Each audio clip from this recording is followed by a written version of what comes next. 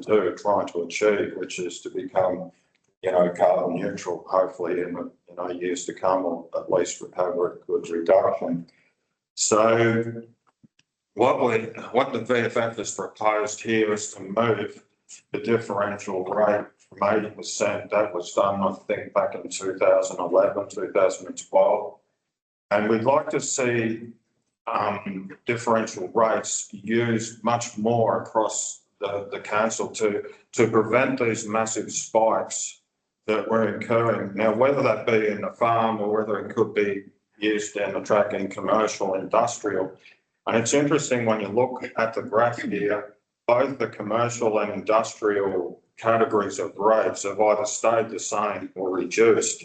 And now when you look at the farm rate, it's miles above, and it's gone, you know, like I said, it's nearly off the page. So I believe we have a very good reason here to adjust the differential from 80 down to 60%, and that would go a long way to correcting that red line at the top. And I think as far as we're actually facing a lot more difficult times now, obviously with the drought, and I can give you an example. We started playing hay here recently around Christmas time locally in Bass. We now, the other day, bought hay out of Echuca, and that's no longer available, so we're now buying Arandra.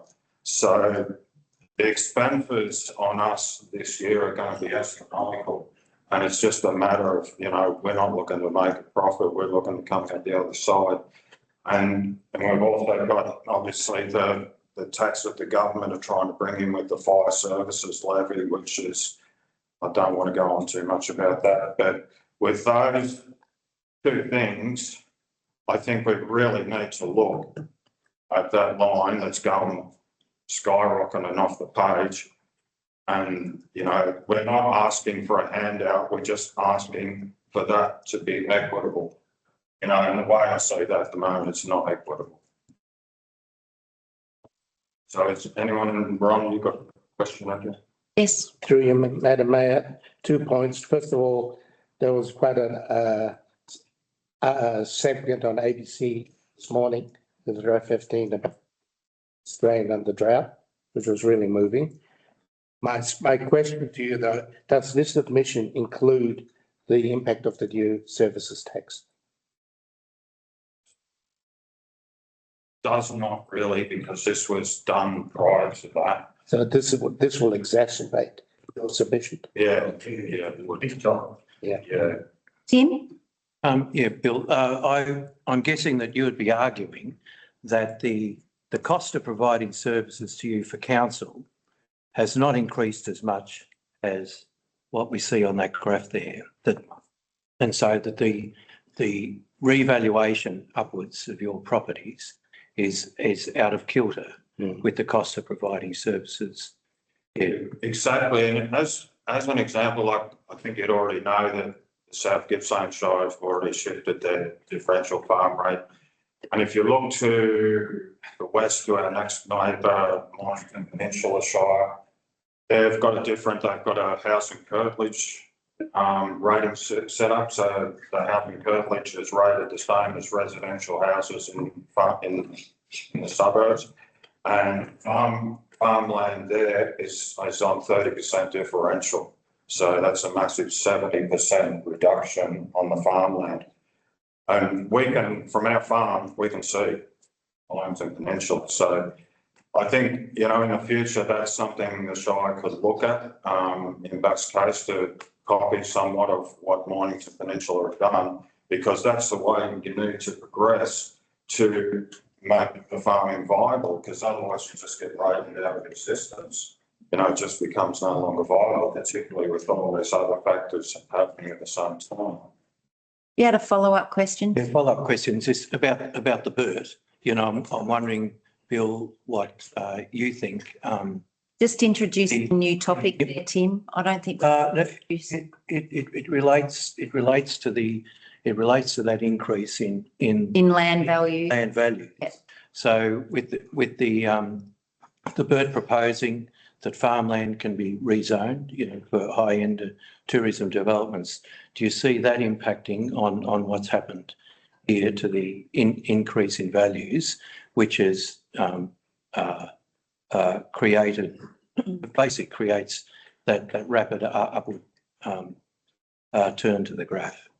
Yeah, and if you read through this to the back of the page, I think it's on, I talked a bit about that, trying to stop these massive spikes in increases on the actual farm rate. And I think, like, I started this back in 2009 because our farm rate then was around, I think, $6,000. And in one increment, it went from $6,000 to $10,750 in 1 year. So that's something that the VFF want to really seriously look at. And when you look at the graph here, the farm rate in the last 3 years has always been above that rate cap of 2.75%. So at the bare minimum, what we'd like to see, addressing your question, would be to keep, and the VFF has been pushing this for a long time, to keep that 2.75 figure in mind. And you can clearly see there that's got, I think it's somewhere over 12% increase for farm. So we would like something in place. The differential rate would help, but it'd be good to have an upper and a lower limit so as we don't get these massive $4,000 or $5,000 spikes, because there's no way you can try and predict that on this big budget. You can't. And to be honest, I absolutely hate it when there's a farm for sale on Phillip Island, because I know that that can have a dramatic effect on our own property. And obviously it's good for them because they get a good price, but then it reflects straight back onto us for a rate increase. Dan?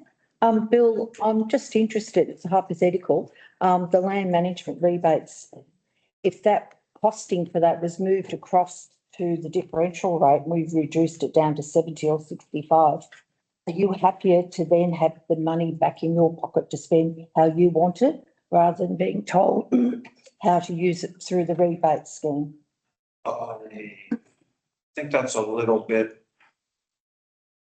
sort of robbing Peter to pay Paul, Exactly. It's, ideally what we want to do is retain the land management rebate as it is. Like I said, it was an initiative set up by Landcare, and I think that should stay separate to any differential, changes to differential, that should be seen completely separate to the land management rebate, because obviously the money we get from the reduction in rates for that can only be spent on fencing and trees and weed control and that sort of thing.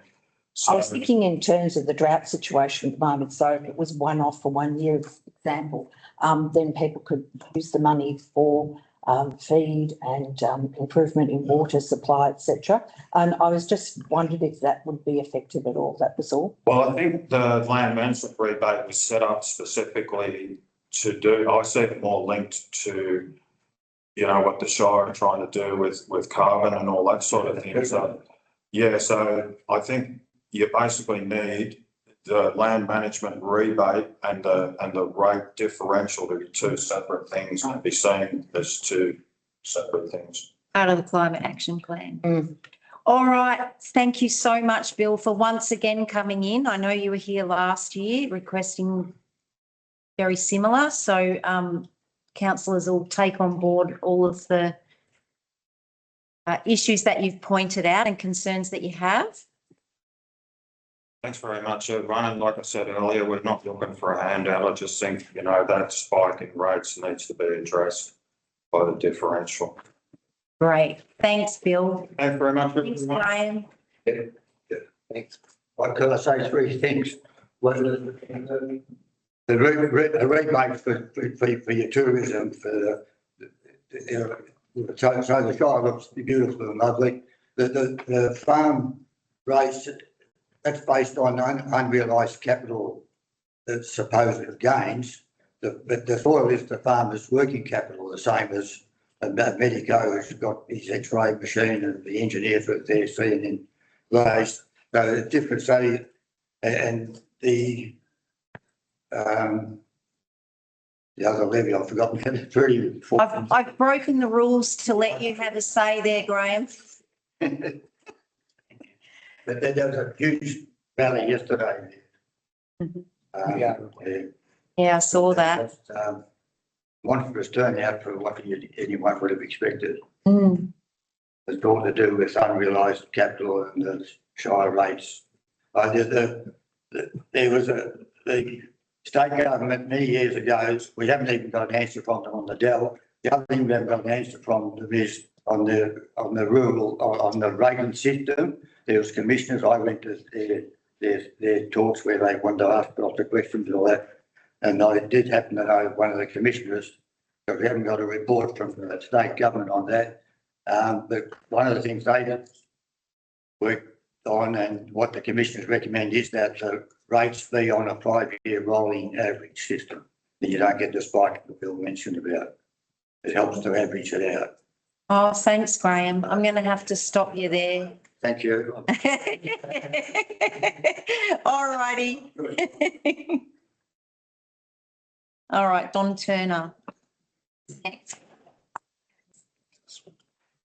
Just jumping.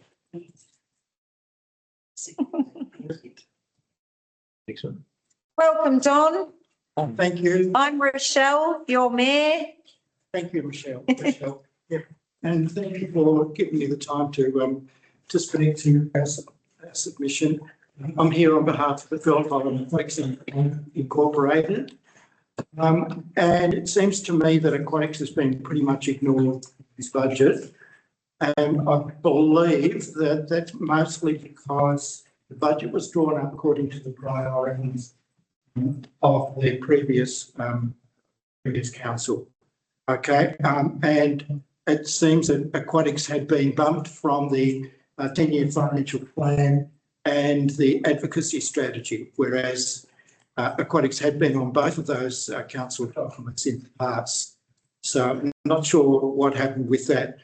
My understanding is that the plan, if I can call it that, the 10-year financial plan and the advocacy strategy, they're both drawn up as a result of community consultation. So I'm not sure that aquatics was once seen by council as a priority enough to be on those documents, and then for some reason not. Okay.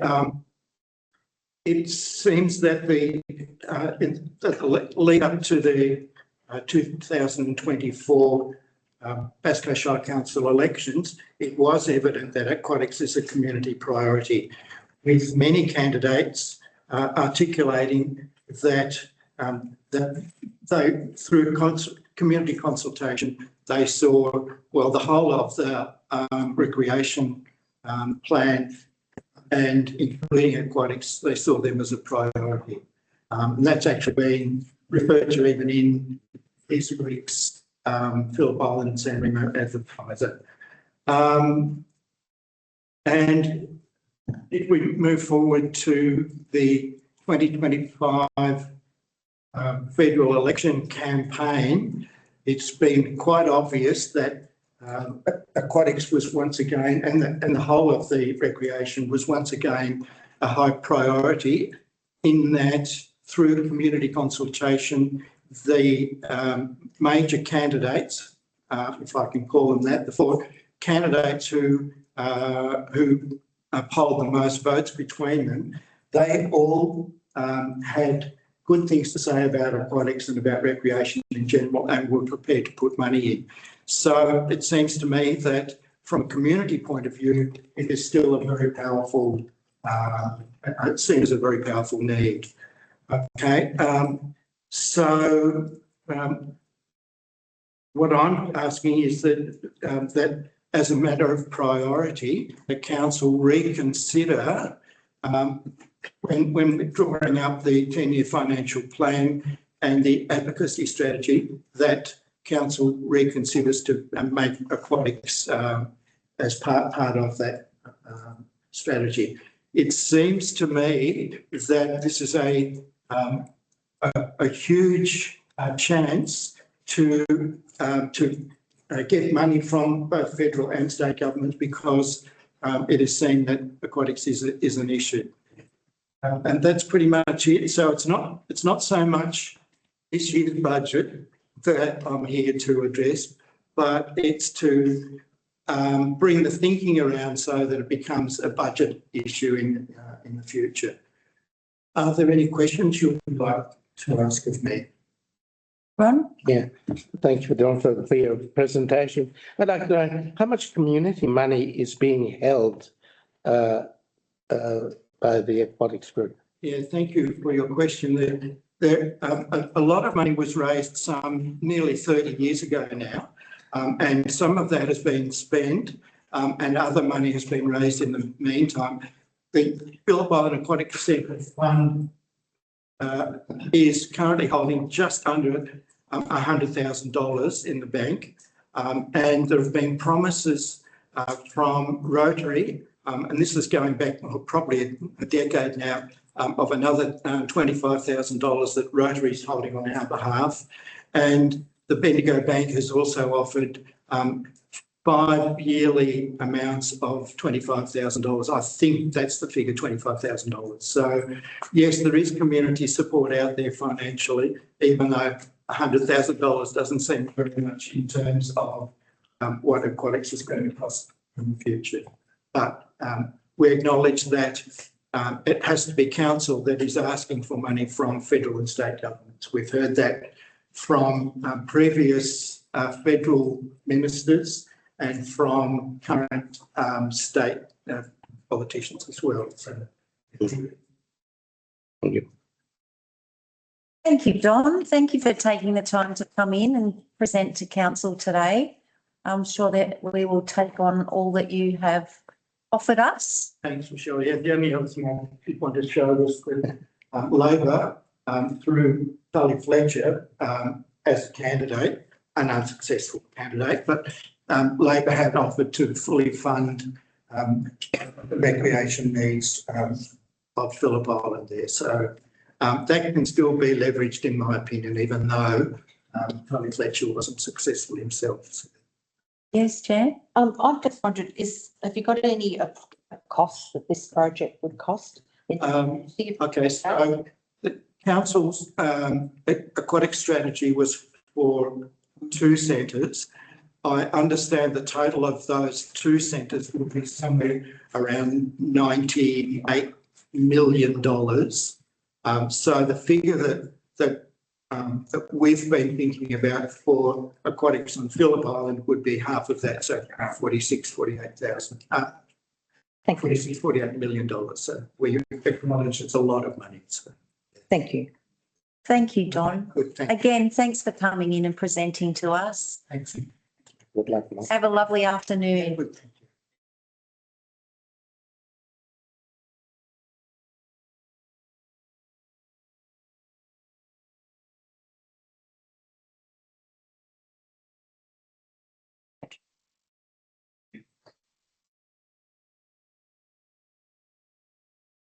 Okay. Hello. Hi, Ron. Ronnie, Some of you know me, some of you don't. Thanks for coming in today. We're giving everyone 5 minutes, so we'll kick you off. Have you all seen my submission? Yes. There was no point in repeating that. So I'd like to give you some figures relating to the Cowgirl Road. I've been monitoring the road daily again since the 1st of January. Excuse me, well, the computer broke down before I came, so I had to do everything on the phone. I know that feeling.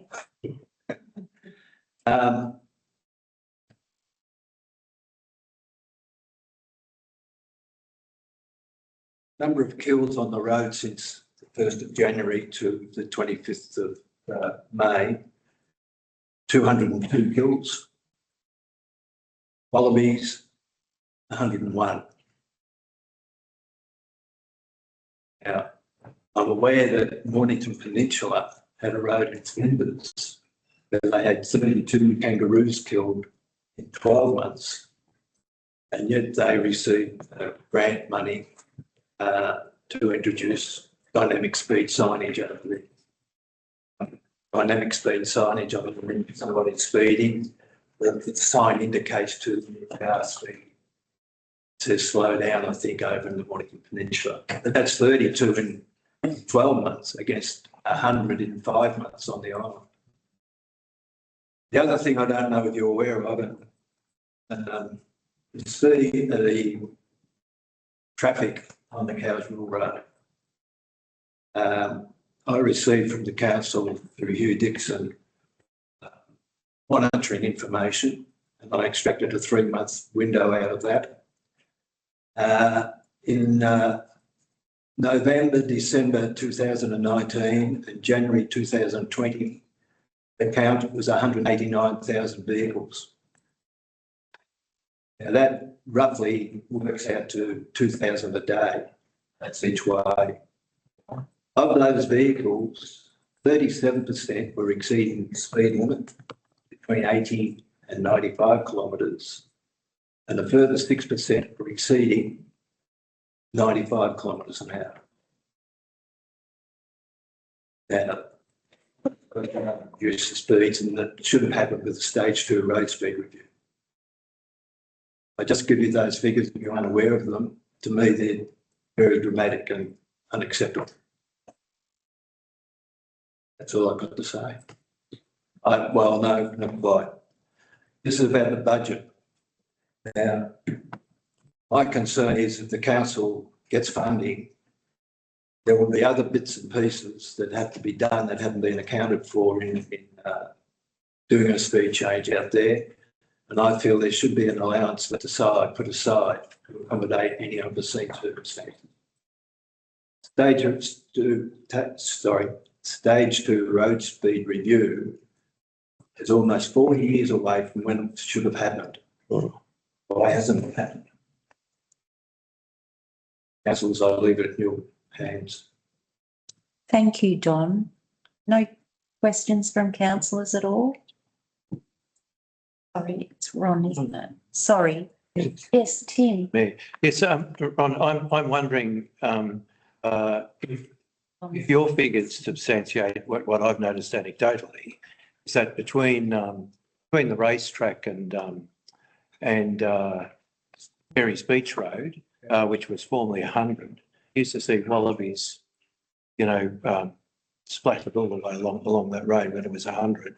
Anecdotally now you still see them, but less. Have you done that comparative modelling? No. It's full time doing one road. Yeah, sure. Yeah. Yeah. I have done an unsealed road. I monitored Pyramid Rock Road for 7 months, from January, I think, 2023 till July 2023. And in that period of time, 75 kills on an unmade road on the Pyramid Rock Road. Ron? Thank you, Madam Mayor, Ronnie. The stage 2, would this cover the rest of it, or do you see a stage 3 required as well?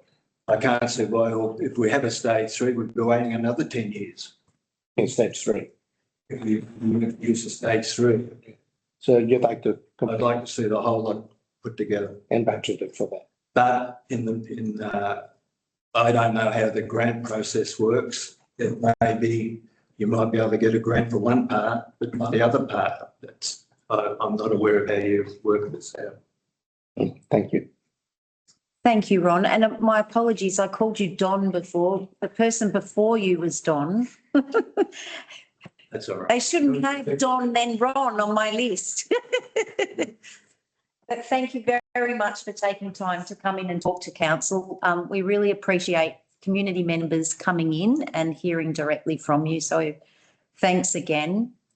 Council will take on board all that you've offered us. I hope I didn't exceed my 5 minutes. No, you didn't. You did very well, actually. Okay, thank you very much for having me. Thank you, Ron.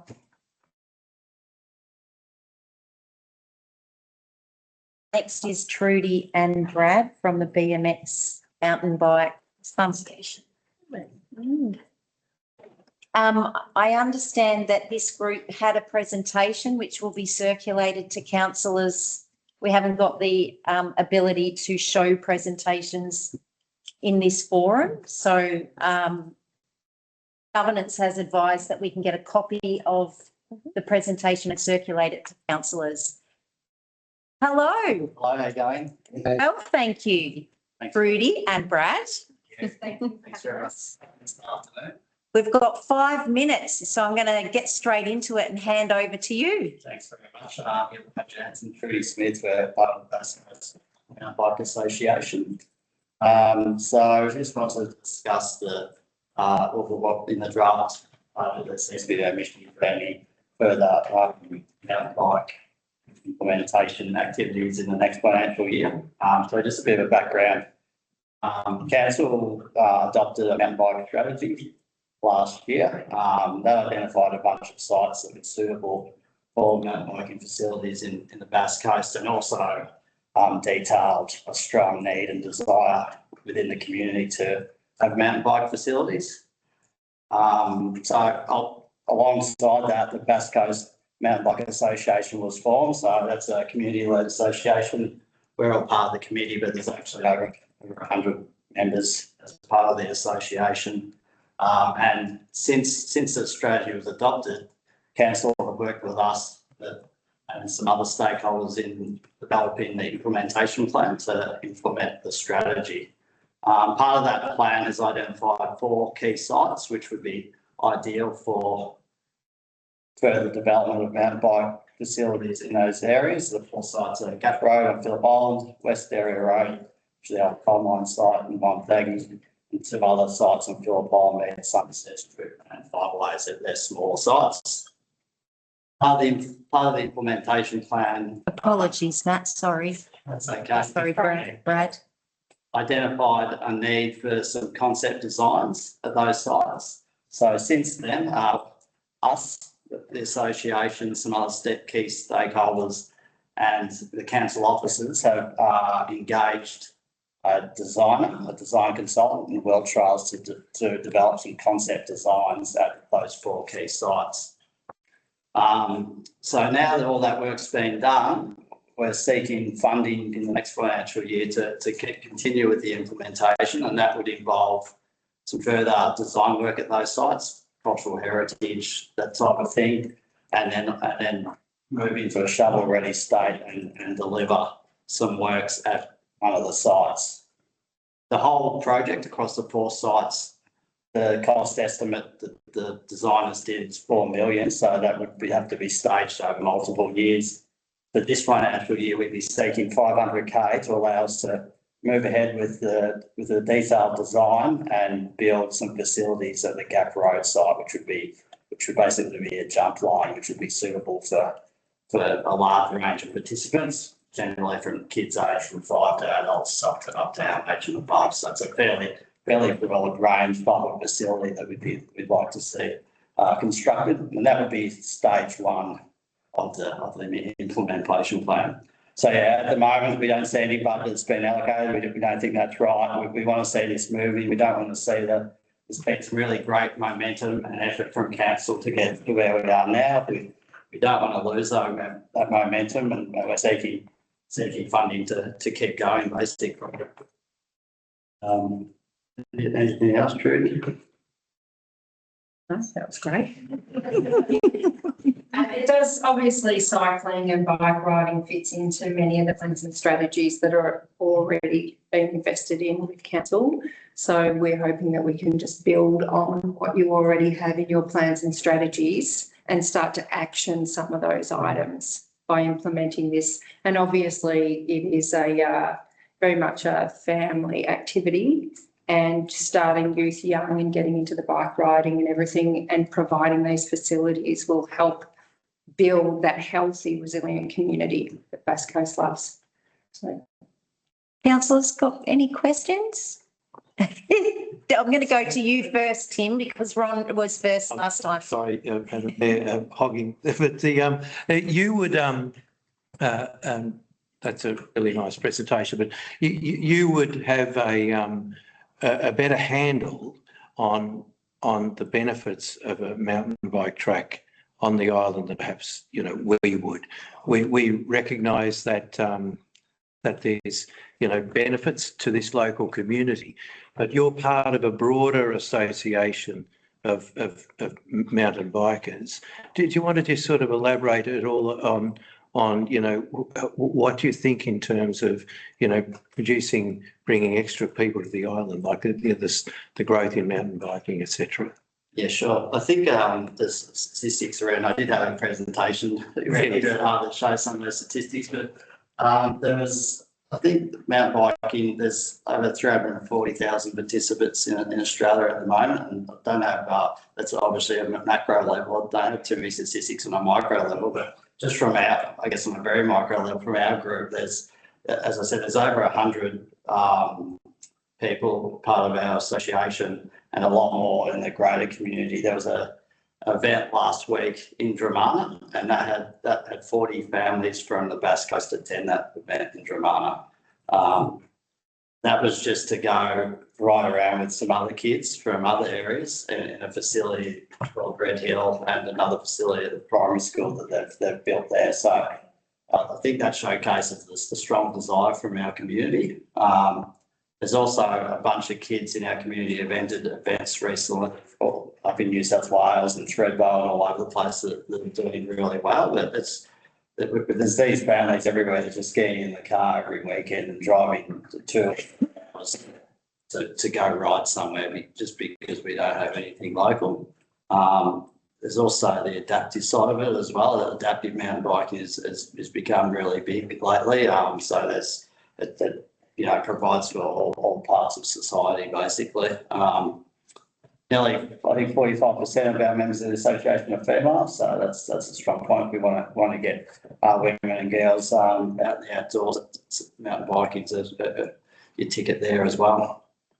Trudy? Yeah, we've originally, when the association started, we had a meeting at the Kilcunda Hall there, and people came from right across the Shire, just not from on Phillip Island. So in consultation with the principal at Inverloch Primary and other sort of key players in the Bass Coast Shire, everybody has indicated their support for this type of activity and starting young. If we can get younger people riding in primary school and then build that up. Even, grandparents are bringing their children to the pump tracks or the trails that we have and bringing their little grandchildren along, or mums and dads. It is really a community activity. And as I said, there's interest from all over the Shire and support from all over the Shire. So, Ron? Yeah, thank you. My question, get back to this. Excuse me, boomer roof. This is pretty new for me. I never did that. I used to ride up and down. So what I'd like to know, what is a typical bike trail? How much do we need to sort of think in budgetary terms? What do you build a bike track? What does it look like? So it depends on the trail and the facilities in the concept plan. They have multiple types of facilities in the one area. So you have your cross country tracks, which has a footprint of maybe 400 mil wide. It's smaller than a hiking track, and you'd have a trail going through some bushland or up and down some hills. And then you have some sections, a pump track, which might look a bit more like a skate park, which is a circuit with some bumps and more of a closed circuit that kids go round and round and round in. Mm-hmm. Then you have your larger jump lines, which is 200 or 300 longs. Multiple options for people with different abilities to go down. So you'll have 4 or 5 lines of jumps and berms and wooden features that people of different skill levels can go. Berms go like that, Ronnie. And you'd have signage at the top of that facility. So it's kind of like when you go downhill skiing, so you've got your green runs, your blue runs and your black runs for the more experienced. It's that type of environment. And you've got the bigger kids there cheering on the little kids and helping them progress from the easy lines through to the medium lines and the hard lines. And that's really how you encourage progression. Yeah. Mm-hmm. Thanks so much for coming in, Brad. And I would just make a comment that I was part of the reference group when we started the strategy, and I was so impressed. And I've been so impressed watching your organisation under what's obviously a very committed committee to see just how professional you've become. Love the T-shirts. So, yeah, just wanted to say well done on that because I've watched you grow right from day one and it's terrific to hear your membership's up at 100. Or over 100. That's great. Yeah, which makes it good. Yeah, yeah. Let's make it work, yeah. So councillors will take all of that on board as we deliberate over the budget. And thank you all again for coming in. It's a bit of an effort to come in and talk to council. I'm sorry that you probably put a bit of time into that presentation, but I've been told by governance that we'll get that circulated to councillors. So that's that will still come to us. Okay, excellent. Thank you so much. I'm sorry. Show me the money. Okay.